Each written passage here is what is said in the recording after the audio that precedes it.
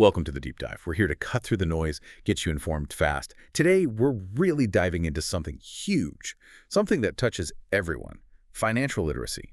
And our sources, especially this recent TIAA Institute GFLEC report, they paint a bit of a concerning picture. It shows U.S. adult financial literacy actually dipped. It's down to 49% in 2025 from 52% back in 2020. And that's not just some abstract number, right? It translates to real life. Think about it. 65% of Americans are living paycheck to paycheck. Yeah, and when you step back, you really see the impact on overall financial well-being. It's quite stark. The median retirement savings is only $87,000. I mean, that's nowhere near the $1 to $2 million often needed for, a comfortable retirement. $87,000 median. Exactly, and it's forcing people's hands. About a third of workers are having to push back their retirement plans, sometimes indefinitely. So our goal here, our mission with this deep dive, is really to give you the tools, the actionable knowledge from what we've researched to help turn that feeling of uncertainty into, well, genuine empowerment. That's absolutely the goal. And that's why we've boiled down the insights from our sources into 7, let's call them key principles of financial literacy. We really want you to walk away with clear steps, maybe even a few of those aha moments that can really shift how you look at things. Okay, let's unpack this. First up, mastering budgeting and saving. Seems basic?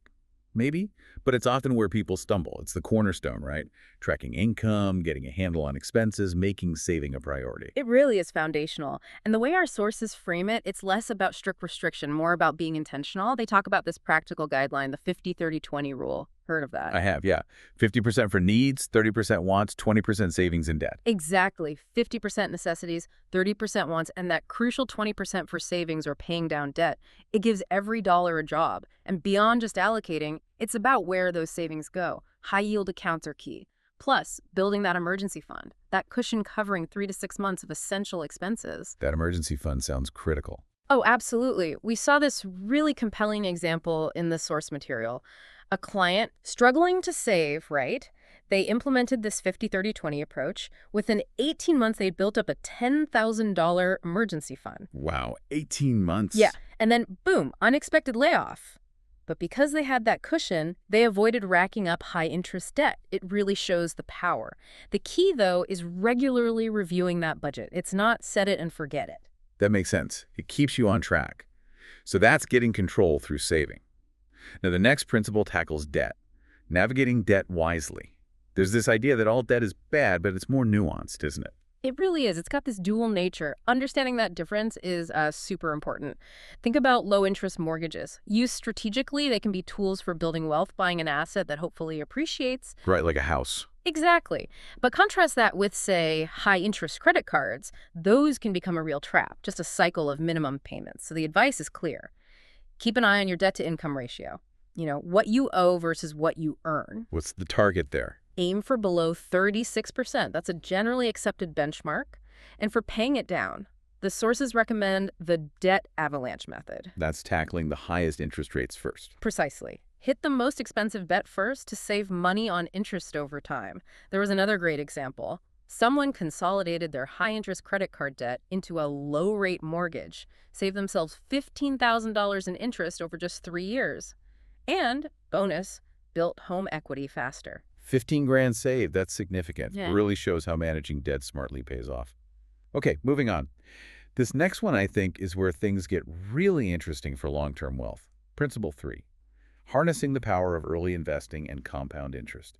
It feels a bit like magic. It kind of does, because compound interest is, well, it's your money making money. Your earnings start generating their own earnings. It creates this snowball effect, this exponential growth. And crucially, it helps your money outpace inflation over the long run. So your money's actually growing faster than prices are rising. Ideally, yes. The source material gives this powerful example. Invest just $5,000 a year. Assume an 8% average return, which is, historically reasonable for equities over long periods, over 40 years. That could grow to $1.3 million. Wow, from $5,000 a year. It's the time factor. And for starting out, accessible options are key. Things like index funds or ETFs, exchange-traded funds. They give you instant diversification, spreading your risk across lots of different investments. That's super important. Diversification, right. Yeah. Don't put all your eggs in one basket. Exactly. And the impact of when you start, it's huge. Think about two people. Same investment, same returns, but one started 10 years earlier than the other. By retirement, the early starter could easily have double the wealth. Double. From those extra 10 years. Time is your greatest ally in investing. It underlines that even small, consistent amounts started early can lead to really significant results down the road. That's incredibly motivating. Just start. Okay, principle 4. Optimizing tax awareness in retirement accounts. This feels like playing smart, keeping more of your money, boosting savings that way. Okay. Where's the big win here? The biggest win, definitely using tax-advantaged accounts. Your 401k, your IRAs, the sources consistently hammer this point. If your employer offers a 401k match, max that out. Always. Why is that so crucial? Because it's literally free money. Your employer is matching your contribution, instantly boosting your return. Not taking it is leaving money on the table. A no-brainer then. Totally. After the match, you look at IRAs, traditional, or Roth. The choice there depends a bit on your current income, your tax situation now, versus what you expect in retirement. Right, pay taxes now Roth or later traditional. Exactly. And there's a concrete example of this too. Someone maximized their 4% employer match. Just that simple step effectively doubled their contribution each year, over a decade. It added an extra $100,000 to their retirement savings, just from the match. An extra $100,000, Yeah. just from free money. Wow. Yeah. And beyond those big accounts, just understanding basic tax deductions and credits helps too. It all adds up to keep more money working for you. Okay, so smart saving, smart tax strategies. What's next? Principle 5 is tracking net worth for sustained motivation. This sounds less like a strategy and more like a mindset tool, a way to keep score. It absolutely is both. Your net worth is simple, really. It's just what you own your assets minus what you owe your liabilities. Okay, simple concept. Simple concept, but powerful motivator. Calculating it regularly, say, every quarter, maybe using an app or just a spreadsheet.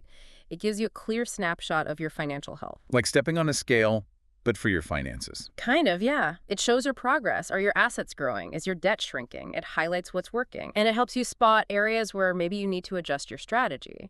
There was this really inspiring case.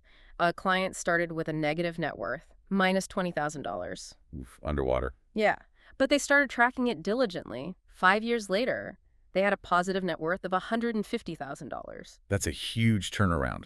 Incredible. And seeing that number climb kept them motivated, kept them sticking to their saving and investing plan. It makes the progress tangible. I can see how that would be really powerful. Okay, principle 6, establishing essential planning documents and insurance coverage. This just gears a bit, moving through protection, right? Protecting your assets, your family, against the unexpected.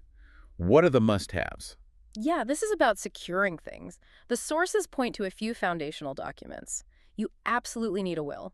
Often a revocable trust can be beneficial too, depending on your situation, and definitely a financial power of attorney. What do those do exactly? Well, the will says who gets what when you pass. The trust can help manage assets during your life and after, sometimes avoiding probate court, and the power of attorney. That lets someone you trust manage your finances if you become unable to, like due to illness or injury. It's crucial planning for incapacity. Got it. Planning for what-ifs. Exactly. And speaking of what-ifs, that's where insurance comes in. Appropriate insurance is key. Term life insurance, especially if people depend on your income. You want to replace that income if something happens to you. And comprehensive health insurance. Medical debt is a huge cause of financial hardship, so good coverage is vital. How much insurance, though? Is it easy to get too much? It is. That's a common pitfall, being overinsured. The advice is to use needs-based calculators. Figure out what coverage you actually need. Don't just guess or buy the biggest policy. These steps together, the legal documents, the right insurance, they ensure your wishes are followed and provide a critical safety net. Peace of mind, really. Makes sense. Covering all the bases. All right, final principle, number 7. Avoiding common emotional and behavioral pitfalls. We've talked strategies, numbers, but money stirs up emotions, doesn't it? How does psychology play into this? Oh, massively. It's often the biggest hurdle, honestly. Our emotions can seriously derail our financial plans. Think about impulse spending. Or, on the flip side, panic selling when the stock market dips. These are emotional reactions, not rational ones. Yeah, fear and greed driving decisions. Precisely. And those decisions can be incredibly costly. The key, according to our sources, have clear, long-term goals before things get rocky. And maybe even more importantly, consider talking to a financial advisor, especially during volatile times. They can provide that objective perspective, help you stick to the plan. Like an emotional circuit breaker. Exactly. There's this cautionary tale example. An investor sells everything during a market downturn, right out of fear. Then the market rebounds, say 30%. They missed it. They locked in their losses and forfeited thousands in potential gains. A classic, costly, emotional mistake. Ouch. Happens all the time, I bet. It does. So the message is, stay informed, yes, but stick to your long-term plan. Avoid letting fear drive your choices. Avoid lifestyle inflation, too. Spending more just because you earn more, instead of saving or investing the difference. Discipline is key. Discipline and perspective. That seems to tie it all together. Yeah. Okay, so as we wrap up this deep dive, it really feels like a core message is that taking control, moving from financial uncertainty to empowerment, it starts with these kinds of actionable steps. Understanding and actually using these 7 principles, that seems to be where the power lies. Absolutely. It's not just about theory, it's about application. And it's not ultimately just about the numbers on a page. It's about gaining that sense of control, that peace of mind in what can feel like a really complex financial world. So maybe, as a final thought for you listening, which one of these principles could you start with today?